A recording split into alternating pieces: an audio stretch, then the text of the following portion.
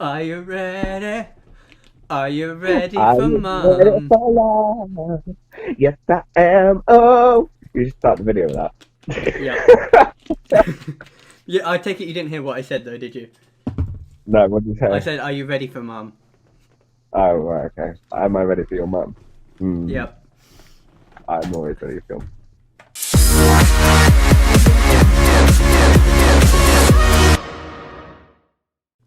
Hey guys, welcome back to another video. Today I am joined by Tom, a very special guest. He's not been on the channel for a while, but he's back. Hello. Hello. So we are going to be talking football because what else is my channel really? Uh, Tom is obviously, as some of you are probably aware, he's the person I sit next to at Norwich matches when they are played. Um, if I When I'm ever look actually like I'm on. in pain in this video, just ignore it, please.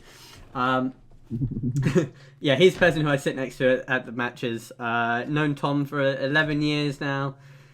It's 11 years of my life I'm not getting back. Right.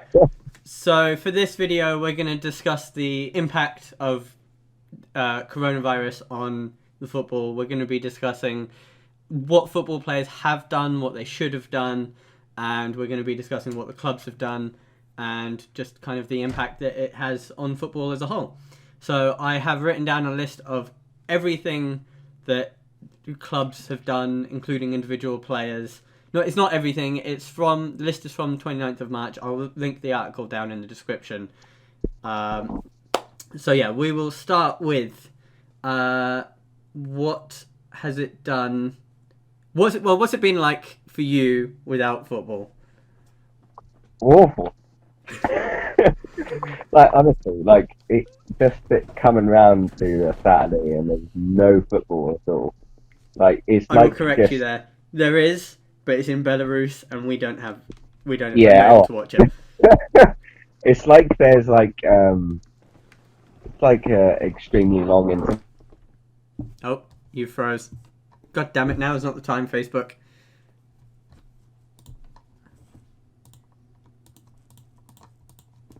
Right, okay, there we go. You're back now.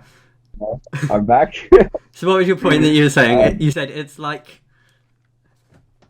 oh, yeah, it's like well, yeah, it's like just well, it's like a long international break without any international games either. Yep. Like they're the most boring times normally as a football fan. International breaks are times, and it's like it's just been a constant one. Or obviously it's been like an entire summer where it's just the end of the season. It's the most depressing time in my life. The end of the season. As End much of as football. I remember when Norwich was in League One, and we was playing through the international breaks, and it was so nice. And Mm. now we don't have to play through, and it gets really boring without club football. But then you can kind of get by just about with the England playing. Yeah, But no, it's yeah, horrible. But I will say at the moment I'm coping better than I would be if I was in your situation because obviously I'm still at work. yeah, For exactly. anybody who watches my channel who doesn't know, I do retail work. So at the moment I'm still out working, whereas He's a Tom key word. is, yeah, I'm a key worker, whereas Tom is isolating and really bored all the time. So I've at least got stuff to do. That's part of the reason why I haven't been uploading is because I've just been so tired from work. That and also I've kind of ran Exactly. out of ideas, If but you're, yeah, if you're a key worker, like it's you know it's so you're it's so you're frustrating at the moment. But yeah, yeah, so you're keeping the whole country going. I'm just currently furloughed, yeah, so that's kind of my situation right now. And plus, obviously, with the whole thing of you making videos, I mean, there isn't that much to talk about in of anything right now. So, no, it's literally just about everything is cancelled apart from like yeah, wrestling. yeah, exactly. It's like, what can I talk about? Coronavirus. Oh, how original. Yeah, I do have a couple of video ideas, but we're getting off point now. We're getting head Yeah. back to football. So, the first people in football to get it, I believe, was the Olympiacos and Nottingham Forest chairman. Hmm. And then the first Premier League player was Callum Hudson-Odoi, and the first Hmm. manager was Mikel Arteta. They were the first people to be diagnosed with it. And since then, there's been a whole bunch of others. There's even ex-players, so there's like legends who have also been diagnosed with it. Kenny Dalglish has recently got over it. Yeah. And then I'm pretty sure there was an old player who's in their 70s who recently passed away from it. I'm not 100% sure on that one, but I'm pretty sure there was. I can't remember who it was, but... And then there was Leicester players as well. Yeah. There's a couple of teams that have basically swept through the whole team. I don't know how Nottingham Forest didn't end up with it, but I'm pretty sure it didn't end up going through their team, but it did go through. Was at their chairman, but obviously he didn't. I'm guessing he didn't have direct contact with the players. Yeah. So for all the things that I've got written down is more about the Premier League. If I was to go through every single club, it would be insane. I will give a mention to Leeds.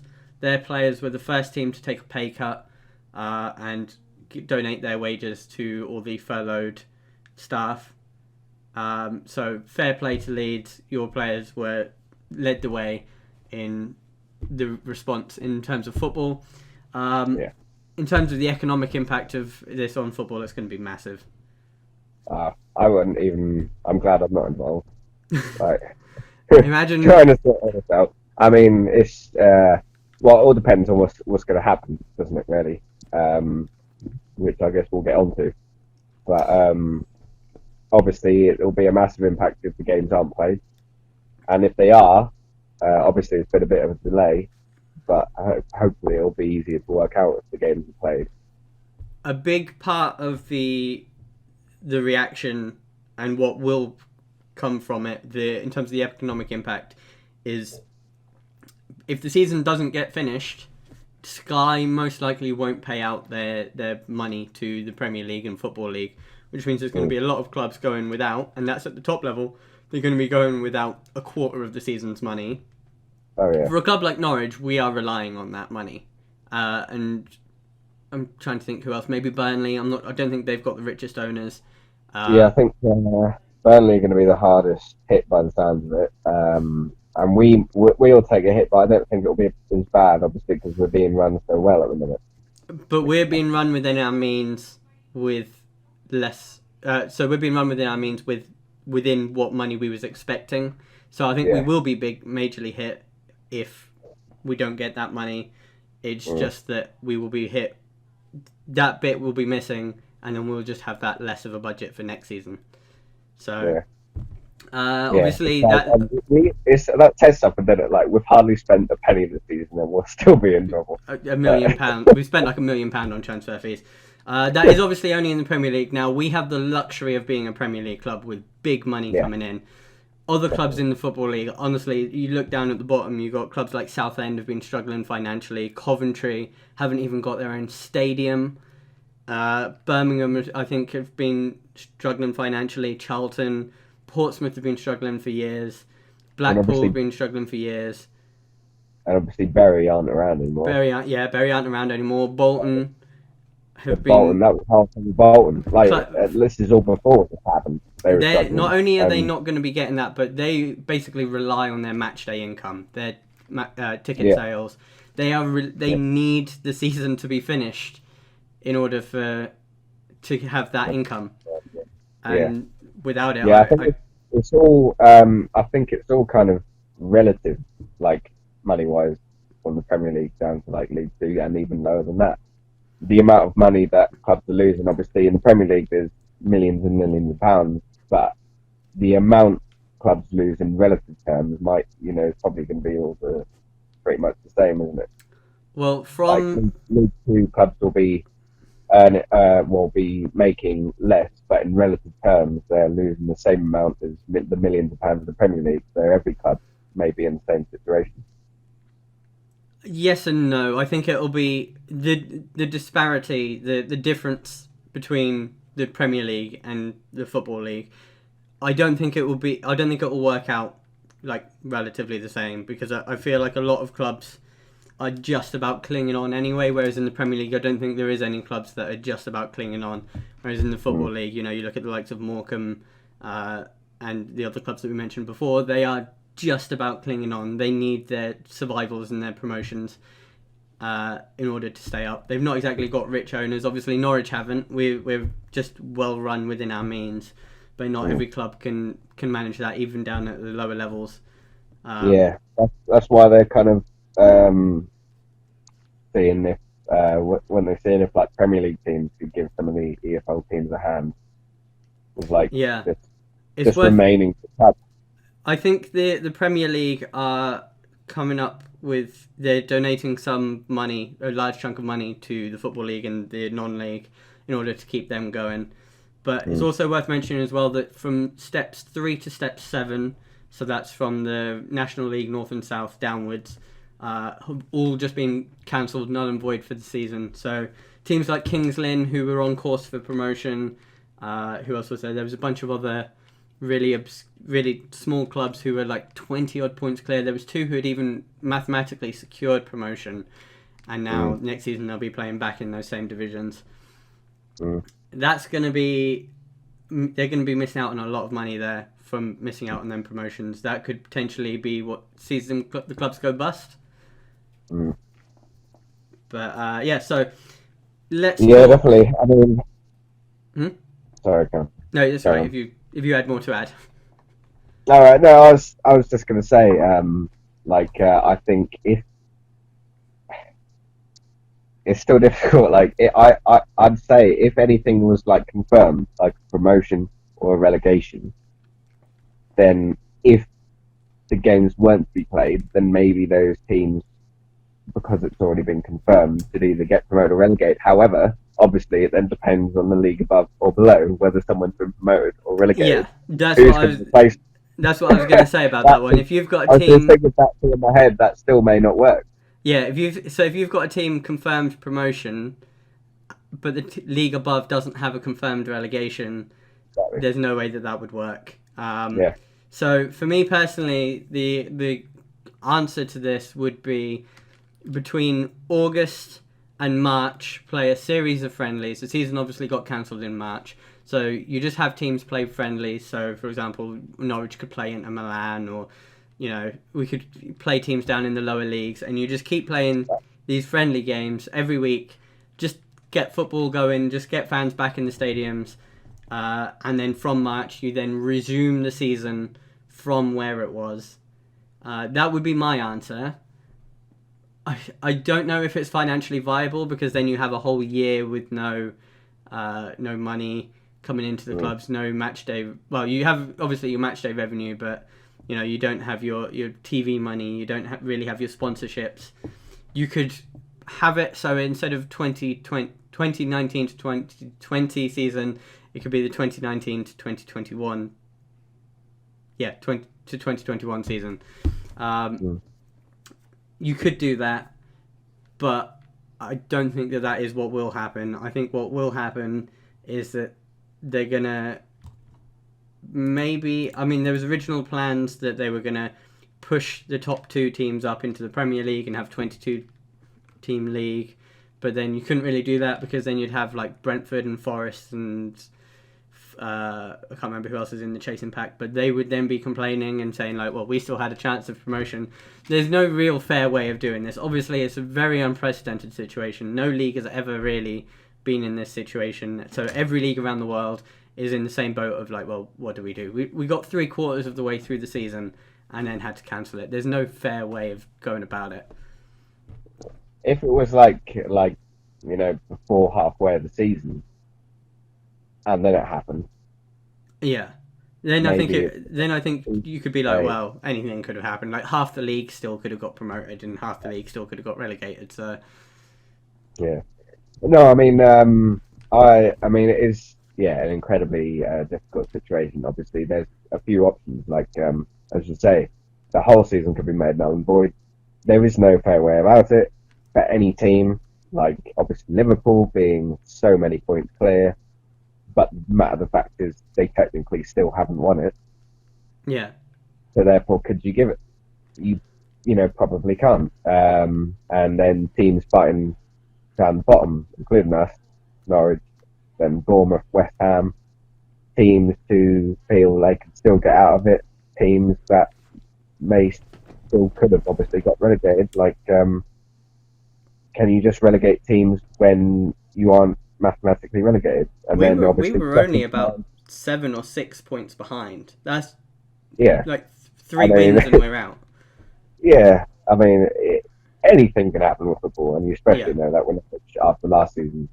So anything could have still happened, and I think that would still be incredibly unfair. Obviously, it would, again, talk about a null and void season, that would be incredibly unfair on Sheffield United, who had an amazing campaign.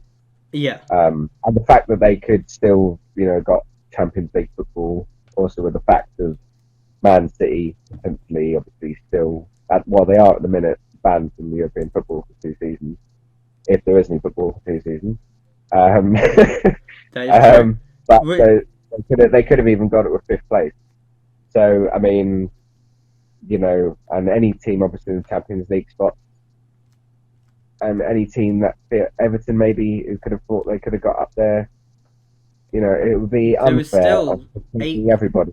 And 8 games left. Was it 8 games left? 10? 8. 10, I think it was. Yeah, I think it was 10. 10 games left. Literally anything could have happened. There was because there was 5 home games, 5 away games left. Yeah.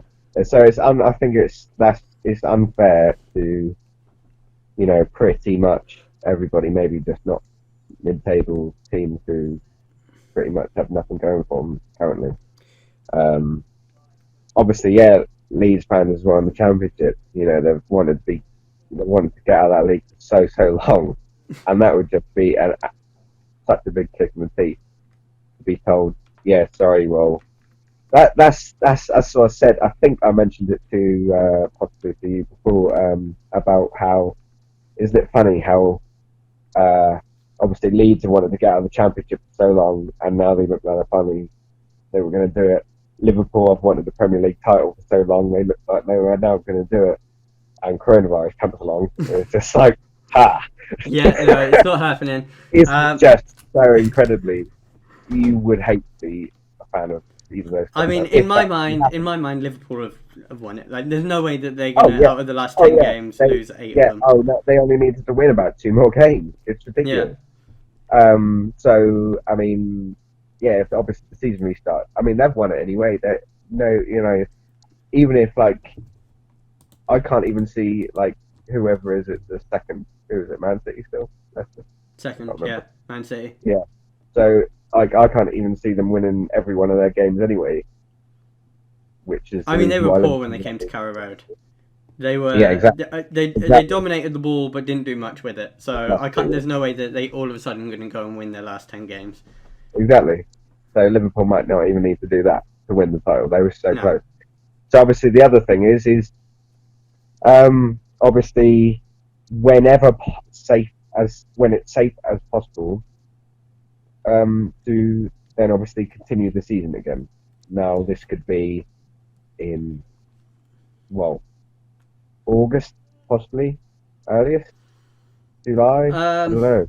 I think maybe kind of mid to late July would be although the thing that you've got to reconsider is you would then need to have a full pre-season or half a pre-season. Yeah. You could have it in a mini pre-season, but you've got to make sure the players are comfortable. And surely they'd need a pre-season. You couldn't just get them back training again like they are in Germany, and then throw them back into games again, unless that is the way it's going to go. You've also got to make sure that clubs can afford to reopen everything because they've got to pay their staff. Obviously, a lot of clubs are still paying their staff. You've got to make sure that you've got to reopen the training ground, make sure that everything's running fine. You've got to mow the lawn and everything. I know obviously that's not a major thing, but if you've not been at your training ground for a while, your grass is going to be a bit long if you've not been there for about a month. So you've got to do all that, get everything ready, and then just go again really, and get the players back up to fitness.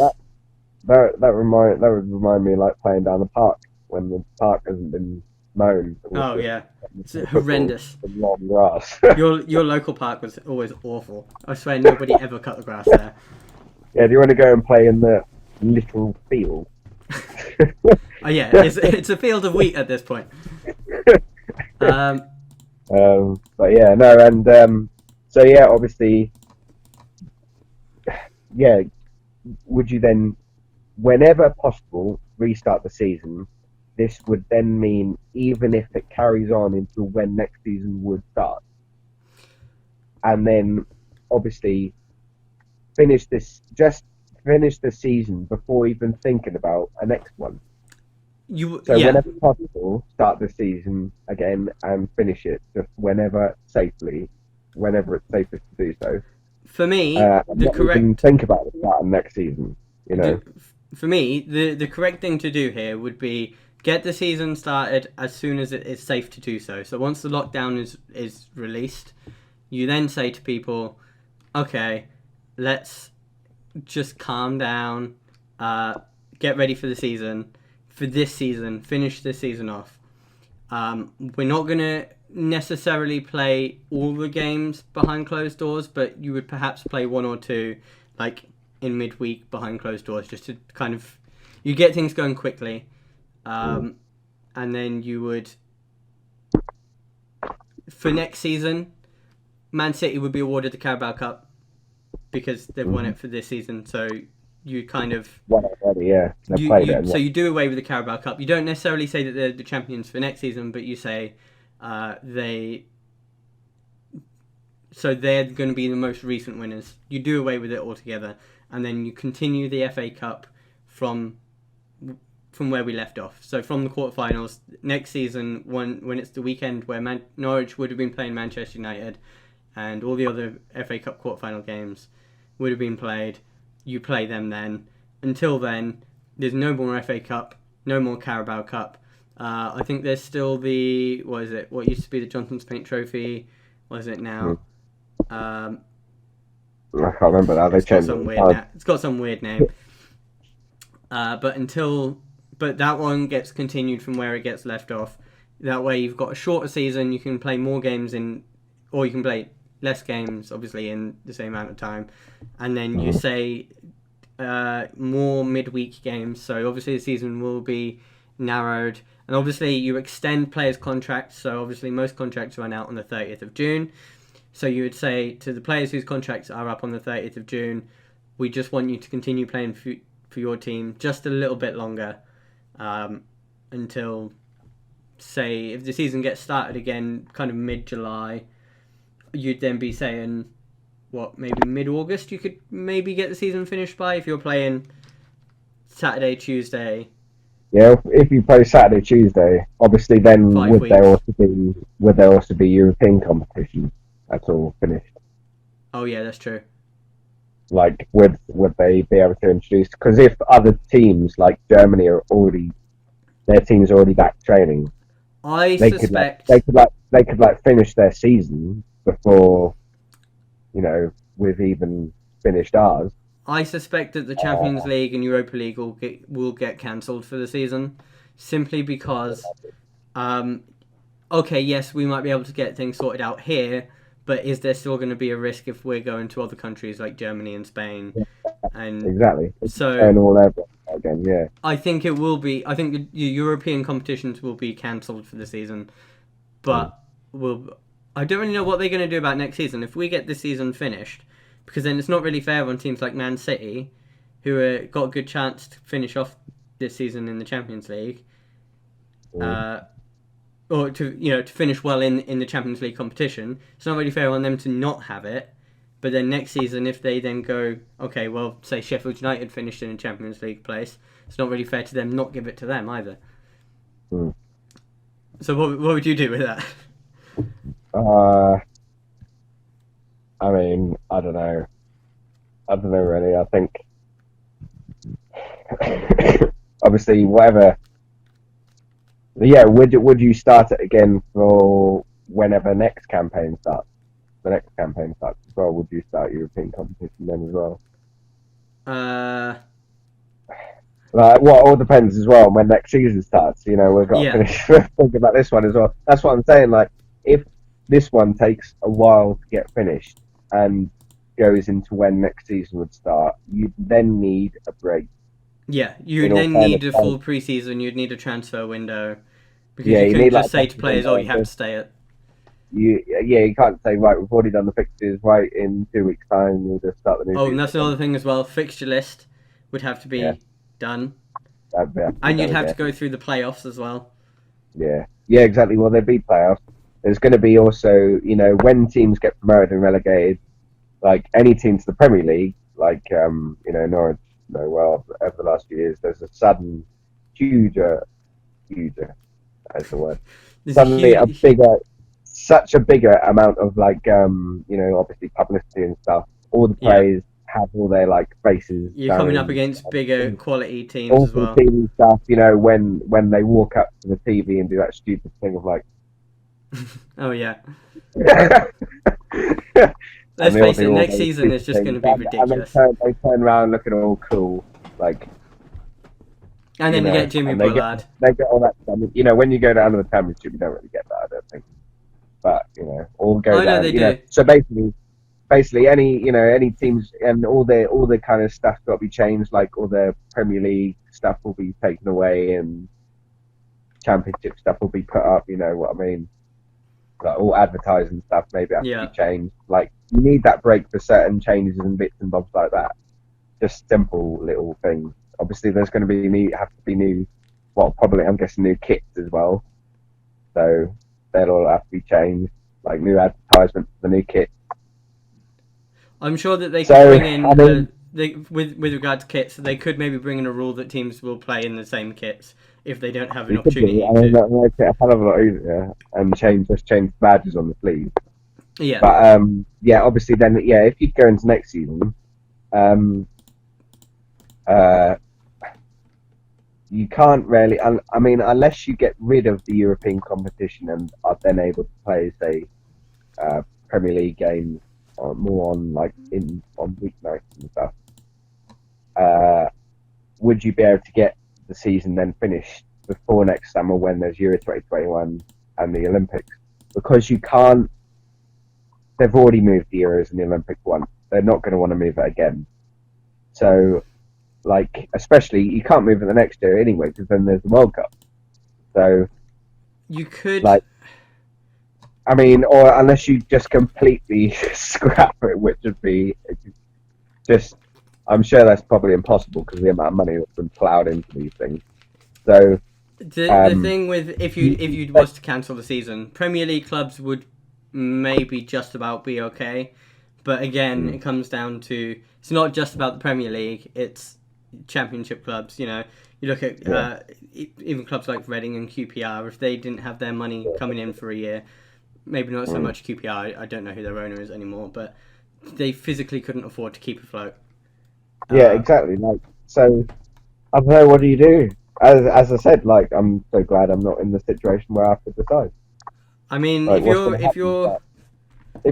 you just for example, maybe just play next season, but maybe scrap some competition, scrap the Carabao Cup, just have the FA Cup, just to make the season go along quicker, and maybe scrap European competition because you could come up with a thing of are many people still going to want to travel around as much, just being all careful and stuff still. I don't know. And then you just have more time basically to finish just the season as it is. Obviously, there's so many games already in the Championship, so just getting rid of the Carabao Cup isn't going to change an awful lot.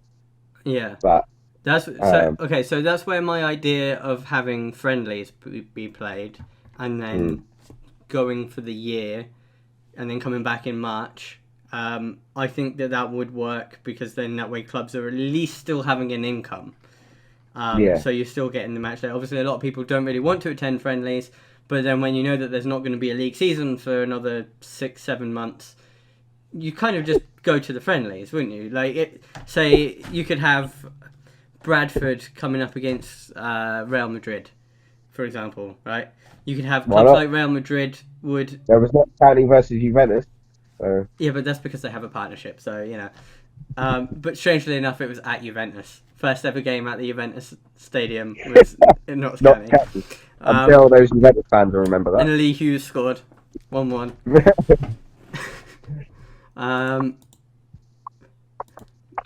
Bear in mind, follows Notts County. Why he's happy. I said, bear in mind you also follow Notts County, so this is Yes, why you're yeah, happy. yeah. I'm from Nottingham, so I love Notts County. So, Yeah. right, what have you made of the hashtag Players United? Yeah, well, I think it's great they've all come together, obviously, isn't it? Yeah. And I heard it all started off with Jordan Henderson. Is that right? Yeah, Jordan Henderson, Troy Deeney, and there was two other of the captains. Two Captains quite of all vocal, the Premier League clubs. two quite vocal players of the league already. To be honest, Yeah, two of the more respectable ones. Obviously, yeah, they're both. Premier League footballers are in general really good people. They don't get the credit that they want. In fact, there is a kind of a story here with Tim Krul. Did I tell you about the story of when he came into my work the other week? Yes, I think. Oh, yeah, and you shook his hand. No, there was. We'll forget about that one, right?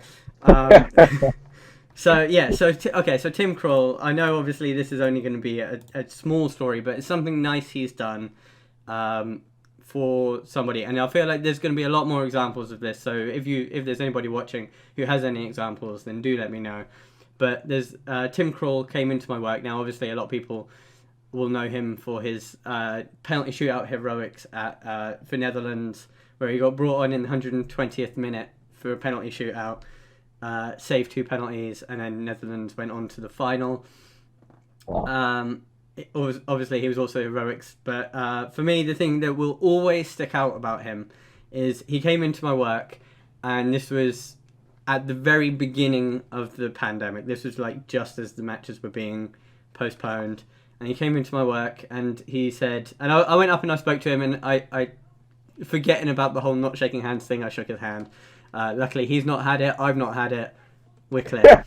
We have killed the Norwich City goalkeeper.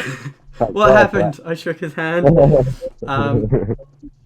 And he said to me, he was like, "Oh, keep up the good work." And I'm like, "This is Tim Krul, an international goalkeeper, telling me to keep up the good work." He then came in a few days later in the evening. Now, I work in the morning, so I start at 6 o'clock. At the moment, I'm starting at 6 o'clock and finish at 2 o'clock. I don't know why I looked at you then as if to be like, help me. I've been starting work at 6 o'clock, finishing at 2. But he came in at about 8 o'clock one night, and he went up to somebody. Now, obviously, bear in mind, we're key workers. We can't just sit at home and get paid for doing nothing during this. We have to be there. So he comes in. He sees somebody who works on the trolleys, and he's like, "Oh, are you a football fan?" Now, obviously, I know that this isn't really my story to tell, but I'm going to tell it anyway because it's a good example showing what he is, what he's like. And he comes up to somebody, he's like, "Oh, are you a football fan?" They say yes, and then he goes back to his car, gets a pair of gloves, signs them, and hands them over to them. Which, obviously, it's a small thing. There's a lot more that they will have been doing to help, but in times like this, it's things like that where you're like, wow, this is amazing. Like, Yeah. And it just shows the true character of people like Tim Krul. Well, I think that's the thing. I saw something. I think it was. I mean, now I don't particularly like James McClean, but he did say that thing about he thinks he thought footballers were kind of seen as bad people. I think, or something like that. Not probably quoting him wrong there, but yeah, basically kind of saying they're kind of like they may have a bit of a bad rep, or like oh they own loads of money, they don't maybe not care about other people, stuff like that. And you just there's always going to be examples of players who don't care, but then there's always going to be loads more examples of players who do care. But that's just general with human beings as well. Yeah. Like there's going to be some who are dicks. That's how it is. And there's, however, we're very lucky. There's a lot of people who are lovely, really nice people. This Norwich squad right now are the most genuinely nice people you will come across as a group. One of the nicest squads. They are. You want to be mates with all of them. In all of my time watching Norwich, I think this is the side I've not only enjoyed watching on the pitch, but the nicest side off the pitch as well. They've done everything that they can, or everything like Christoph Zimmerman and Grant Hanley and a bunch of the others were calling up, and this has happened for a lot of other clubs as well. We're only talking as Norwich fans, so this is only us saying it about Norwich because we keep up with Norwich. But they've called up all the fans who are at risk, all the elderly and all the disabled, I heard and about ask that. them if they need anything. You can. I'm looking at an example here at Bournemouth. Steve Cook and Aaron Ramsdale, among others, did exactly the same thing. They called the at-risk fans to check on them. There was other clubs. Who was it? Was it? Hang on. There was other clubs as well who their fans have picked up medication for them. I'm pretty sure it was Wolves. So Wolves video calls, voice calls, and offering assistance with groceries and prescription collections, and that's including past players as well. So that would be, probably Carl Akeem. It wouldn't surprise me if he's took part, and a bunch of others of their former players. Did you as see well as their current former players. Norwich twins taken for Josh Murphy? Who also Yes. So they were had, back in Downham Market, and they were delivering prescriptions to the elderly brilliant. and at risk. Two academy products from Norwich, and they're just they've been doing great things as well. So I'll go through the full list now, and I'll go through it quickly because there's a lot to get through of what all the clubs have done. Now this was as of 29th of March, so there's probably a lot more been done since then. Starting with Arsenal, all non-playing staff have been paid, and the training ground was reopened with a small workforce to maintain facilities. So as I said, cutting the grass and keeping everything up to date. Aston Villa, 1,000 packed lunches intended for matchday staff given to homeless organisations. That food was intended for the postponed match versus Chelsea. On the 20th of March, they donated a large amount of fresh food to charitable food distributors, and they've offered messages of support for the Viral Kindness campaign. Bournemouth, as I said, Steve Cook, Aaron Ramsdale volunteered to call on at-risk fans. And they've offered free tickets for key workers once the season is up and running again. Obviously, Ipswich have done that. Now, I'm not going to make the very obvious joke of, well, they've been through enough, but fair play to them. As much as, obviously, I don't like them, I will mention them, give them a shout out here. Fair play for that. I mean, it's a nice way of getting your attendance up, I will say that. That's the only joke I'll make. When you've only got £14,000 to attend. Who would want to go anyway? Yeah, it's not like they're selling out every week. I'll say that. They got enough to give away. Yeah. So the Bournemouth Community Sports Trust have released education activity packs for school students. So obviously a lot of school students aren't able to go to school anymore. Only those with key worker parents. So for them, they can still get their education, and I think some of it will probably be based more towards like Bournemouth related stuff. So obviously it'll still be the normal stuff, but they'll kind of relate it back to Bournemouth. And I'm pretty sure Watford did the same thing.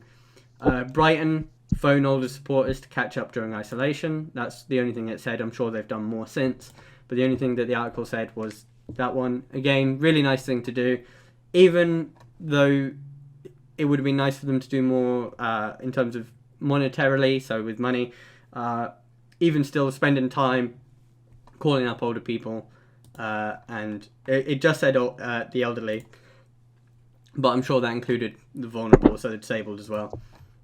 Burnley have been supporting their town's food bank. The squad have made a collective donation, which has then been matched by the club. I'm pretty sure it was like £50,000, or actually no, I don't think it said for that one, but yeah. So whatever the players raised to donate to the food bank, the club have matched it as well. So the food bank in Burnley should have quite a bit now.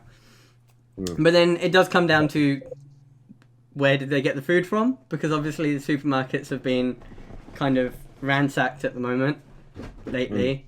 At least as of when that article was made. Okay, yes, you can make a donation, but then they might not necessarily be able to afford. Might not necessarily be able to find all the food.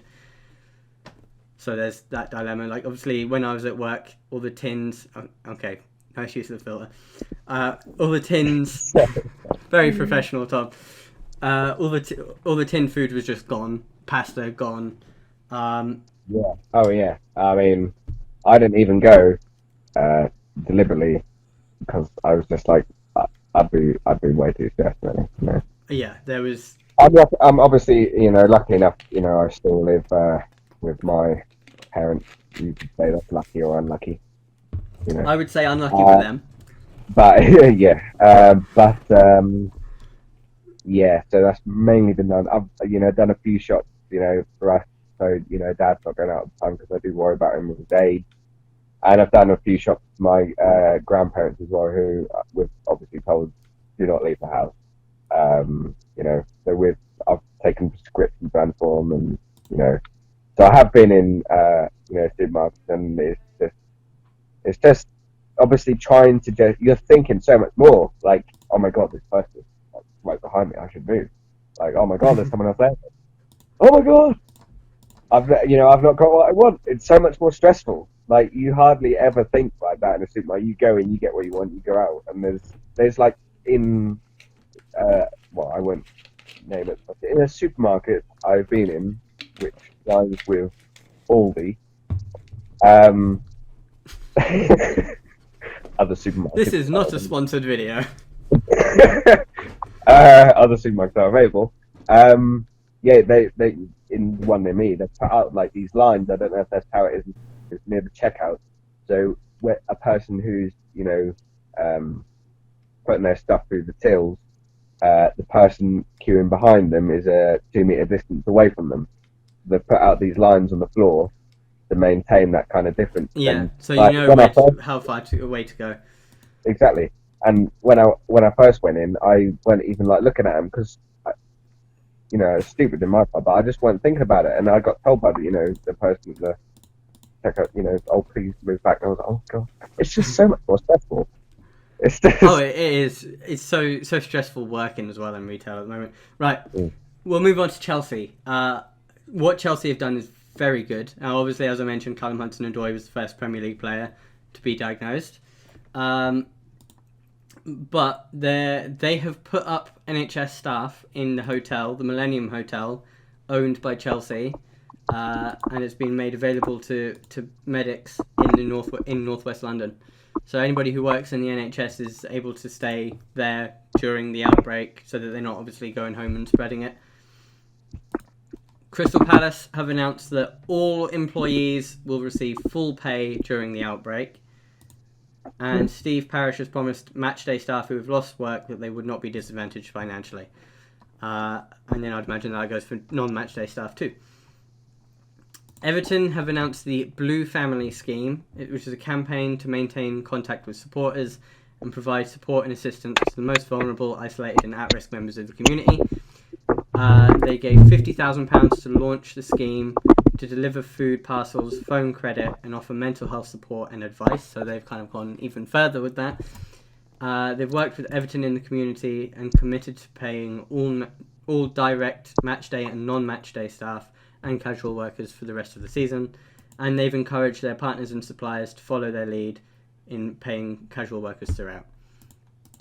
So, yeah, them three have obviously gone even further. Well, they've obviously done their bit for their community as well. I feel like literally every part of... I mean, obviously this is just Premier League, but, I feel like every part of the country is going to have a football club supporting them. So every community for me, even if you look down in, say, the southwest, you'll have Torquay and Exeter and Plymouth. You'll have Bristol. Their clubs will be doing it. So there's a lot going on in football. Yeah, I mean, the thing about Norwich obviously is we're kind of out on our own a bit, aren't we?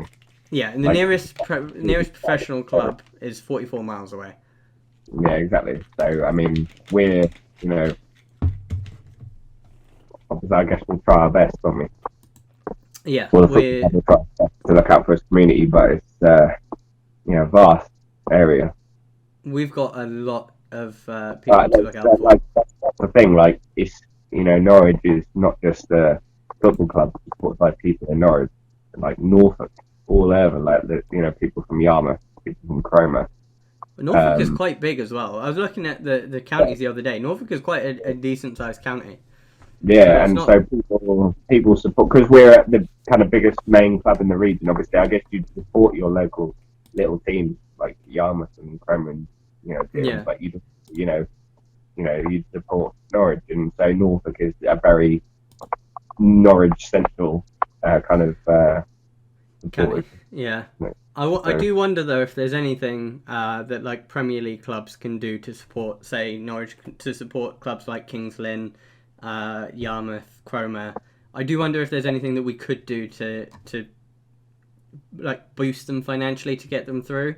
But then at the same time, a club like Norwich, we're going to be missing a large part of our income this season as well.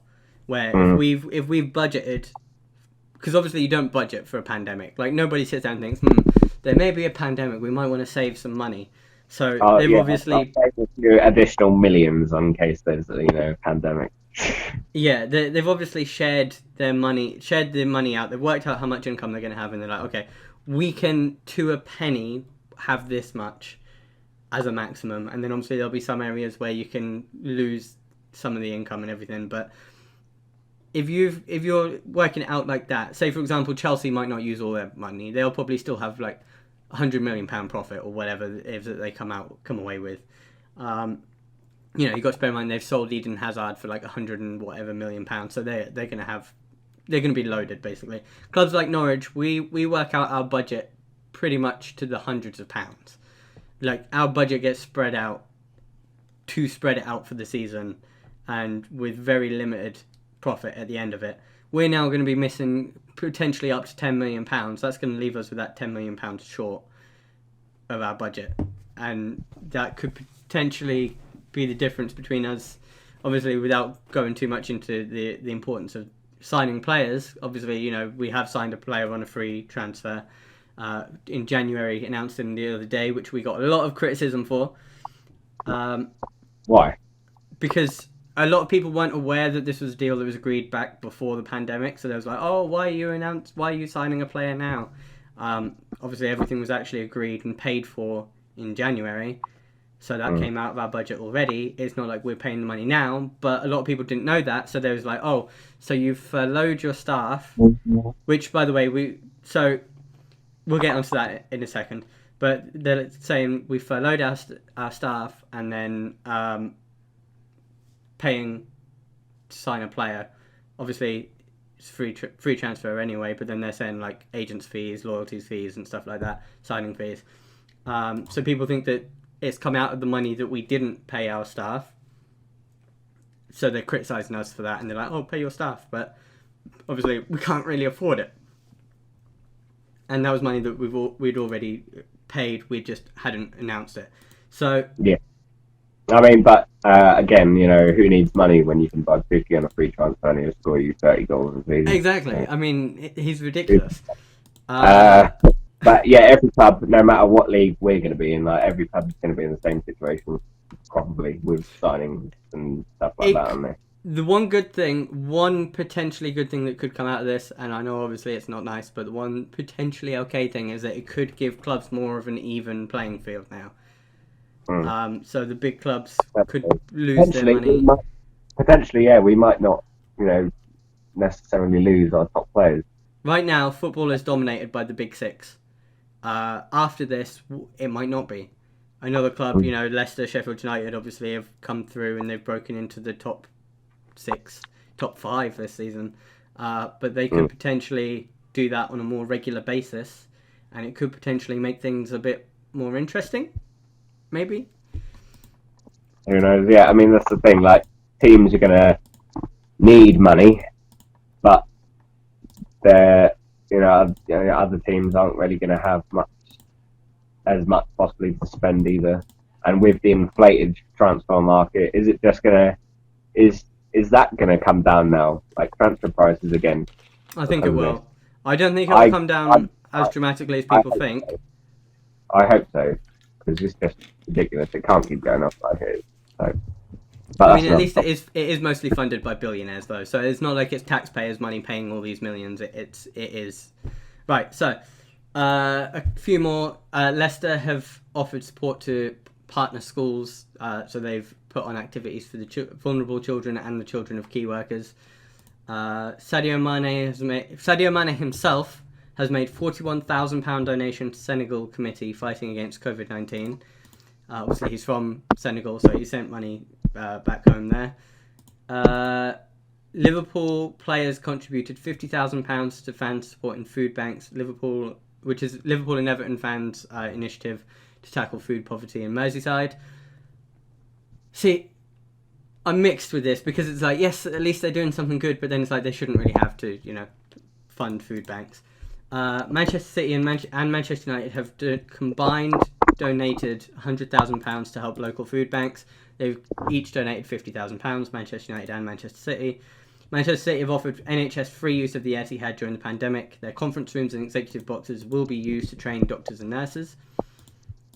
Newcastle have donated 1,200 pies and a range of cold meats to local food banks to ensure that they go to the city's most vulnerable people. There's other food as well, but that was just examples they gave. Norwich, we've already touched on all that stuff.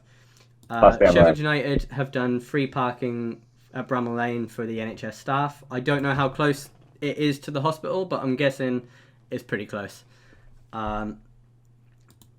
Southampton have suspended all non-school based community sessions for 2 weeks, reviewing their strategy as they go.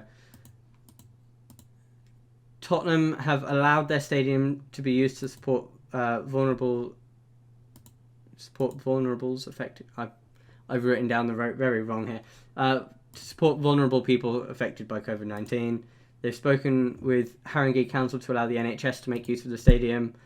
They've donated their surplus food and drink to a number of causes. They held their first virtual yoga session for people on its Move For You cancer rehabilitation program. And they've put up video fitness tutorials on social media platforms, and they're releasing Spurs-themed educational resource packs. Hornets at Home, which is Watford, to help elderly and disabled supporters appeal seeking volunteers to give aid to those who can't get out of the house, basically. West Ham have donated toiletries to local homeless shelters from the hotel they would have used. Mark Noble has thanked key workers and NHS staff and donated money received for articles in the Evening Standard to a local food bank. Declan Rice made a phone call to a 72-year-old supporter. I'm sure other players have done similar, but that's the only example they gave for West Ham. And then Wolves have donated thousands of items of protective equipment to the city's hospital and health teams supporting COVID-19 fight. That's what the club should be doing.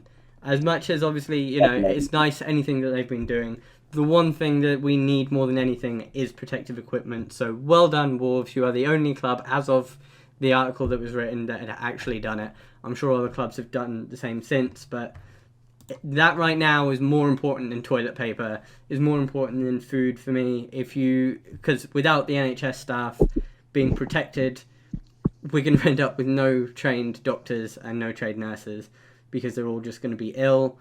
So the one thing that they need is protective equipment, and that included protective clothing and masks. And now I will pass over to you because I've done way too much talking now. No, I agree. I mean, and that's just the Premier League club. That is just Premier League. They've done such an excellent job, and this is a time when we need people to stand together. Oh, I never thought I'd see anything like this. It's been awful. Yeah, and it's great. It's great to see. And as I was saying earlier, there is, I think sometimes footballers do get a bit of a bad rep, the amount of money they earn. But they, especially as we've heard from the Norwich, players calling up elderly, like season ticket holders, I think. Yeah. And it's just, they're doing that, in their own time. I guess. I mean, I suppose they've got plenty of time, so they've got no excuse really. Yeah. But... there's a lot of people with plenty of time right now, for sure. Yeah. But they didn't necessarily need to do that. I mean, I'm sure the club probably would have had an idea with it as well. We had somebody the other day came to our door, and they they posted something through our door. They didn't actually knock on the door or anything, right? But they put something through our door, and it was like, this is my number if you need anything. And they was just posting it around the area, and it was like, if you need me to like collect prescriptions or go get food for you, I'll do what I can to help you for free. And I was like, well, that's nice. And yeah, obviously in my area there's only been one so far, but if everybody did just something nice for somebody else, that would be great. And as you say, footballers get very much a bad rep because they just happen to be well paid, and I feel like they're kind of the easy scapegoats. Now, I'm not going to get too political here, but the other day a reporter decided to ask a question to Matt Hancock about can Premier League players or footballers in general be doing more, and his response was along the lines of yes. And it's like, okay, but footballers have been asked to take a pay cut to pay for the furloughed staff, but the issue with that is they pay, I don't know how much it is, but a ridiculous amount of tax each year. The football is probably one of the highest paying tax donations, I suppose, in the country. One of, anyway, alongside businessmen. I would imagine that footballers pay the most tax.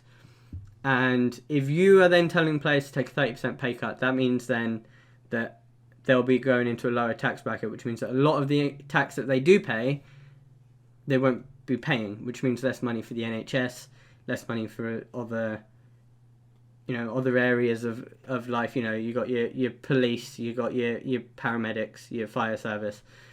That all gets paid, and your education as well. Without footballers paying their tax, if footballers were to take pay cuts, they would be paying less money. So that's why footballers decided across the board, we're not going to take pay cuts, we're going to do a donation instead. And that's why you had the Players United. Yeah, and that's great how they've all stuck together through that as well. I could say some other political stuff, but I'm not going to because I don't want to go. Well, if I got political, I would lose subscribers so fast, I reckon. I would, yeah, that was... yeah, that's not a problem. But yeah, so, yeah, I mean, have you got any more topics to speak of? I don't think so. I think we've been going for like nearly an hour, Yeah, exactly. So an hour, 2 minutes we've been recording, but... Yeah, so I think, just generally, like, summing it up, I mean, obviously, there's way more important things in football right now. It doesn't, we shouldn't be looking to get the football season started as quickly as possible, no matter how much we love it and how much we miss it. It's all about, everyone staying safe, everyone looking after each other. I feel like, everyone's so I am gonna, how we talked about going live earlier? I had an idea while we was recording this. I was like, I can do this video. I don't remember who it was who was talking, but I started saying I could do a live stream where I just call up some of my friends on Facebook and I'll live stream it and I'll be like, so, just have general discussion about like mental health and stuff. And I think that could be a good idea. But again, so there's much more important things going on right now, obviously. But I feel like since a lot of people subscribe to my channel through football, I don't think that they would really want to necessarily hear me talking all like non-football stuff. So I decided that obviously this video is going to be football related. And yeah, so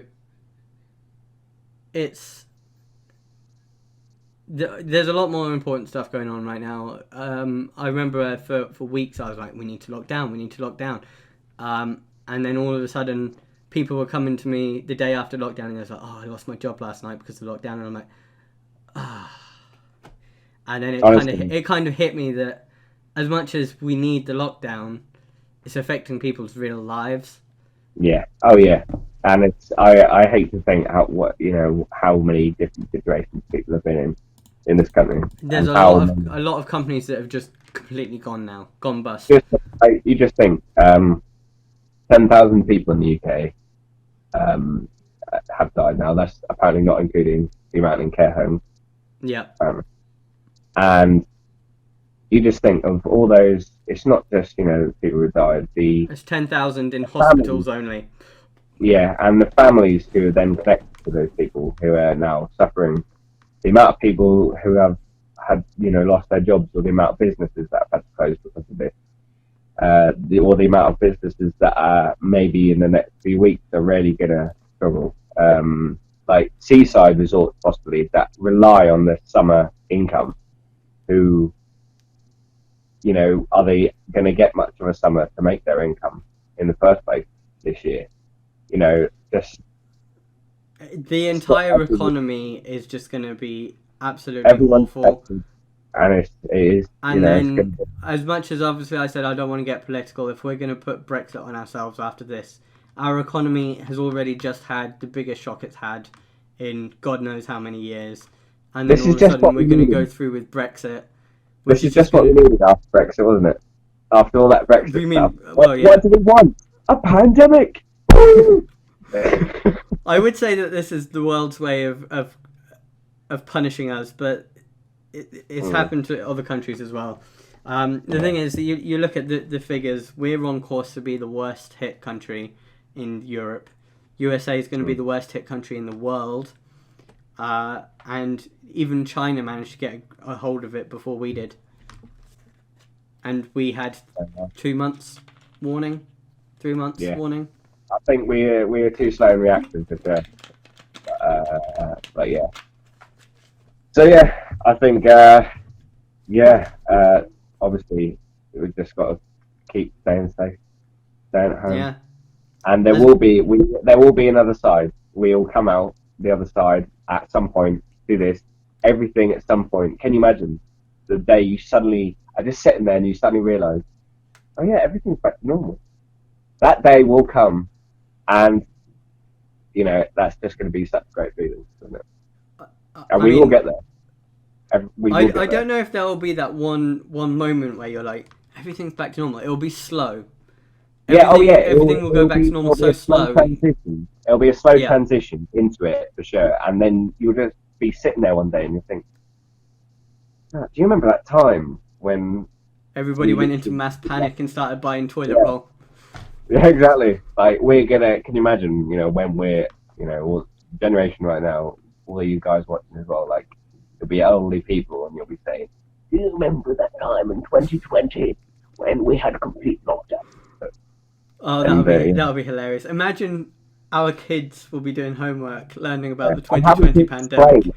Having to try and explain to these younger kids why everyone bought toilet roll. I don't even know. It'll be like, it's a mystery to me as well. I could never work it out even at the time. No, I suppose it's because people were worried about going on lockdown for a month. But even still, in a month, how much toilet paper can you get through in a month? In my house, we're living through a big, period in history right now.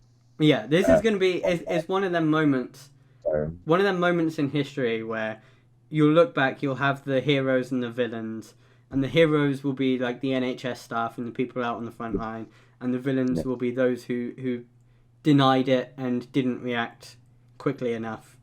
Not naming any names, but they will be the ones who will be looked back on negatively, and then you'll have every single member of the NHS, every single person who's died during this, every single person who's even got ill during this, will be looked back, and be like, wow, that was an important piece of history. I think we'll have to remember those people as well.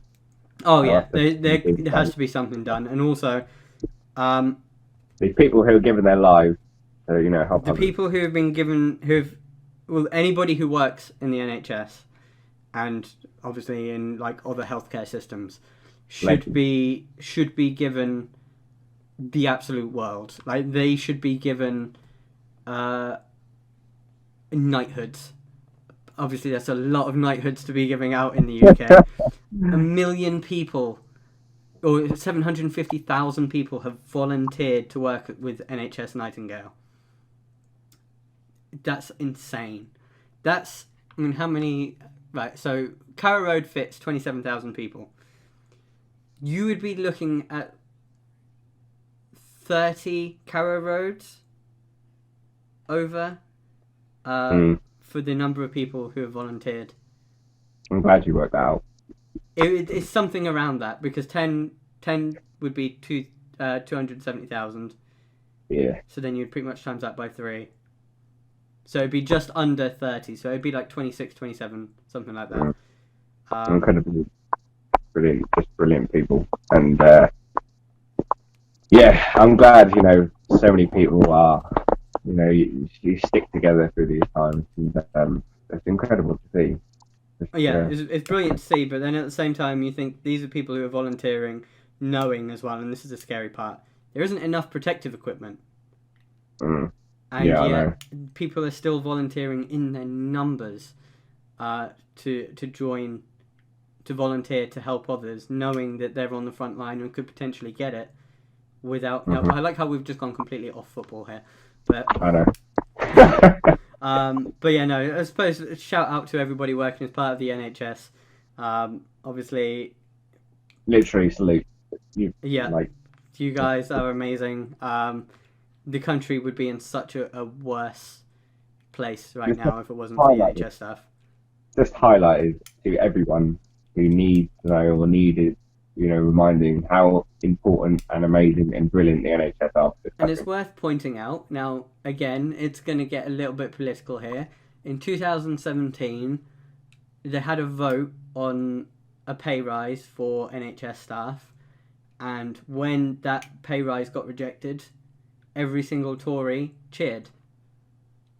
And now, all of a sudden, we're having clap for the NHS, and you have, Boris standing out there clapping for the NHS. It's just so disingenuous. And I know I said I wouldn't get political, but screw it. I don't care. At the end of the day, it's so disingenuous when in 3 years ago, you clapped and cheered when you rejected them a pay rise. Now all of a sudden they're doing everything they can to save the country, and you're like, yeah, let's give them a clap. Instead of giving them a clap, give them their personal protective equipment. Give them a frickin' pay rise. And on that note, that's a good note to end it, I think. It has been over an hour now, so. But yeah, so I will be trying to upload more regularly. I may also do a couple of live streams. And I may do one with you, Tom, maybe, one day. It will be an actual live stream, probably. But yeah, so thank you very much for watching this podcast-style video.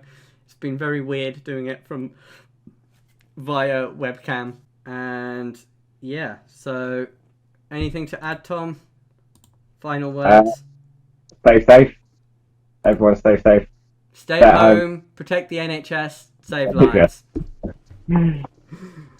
Yeah. Yeah. So I'll see you guys next time.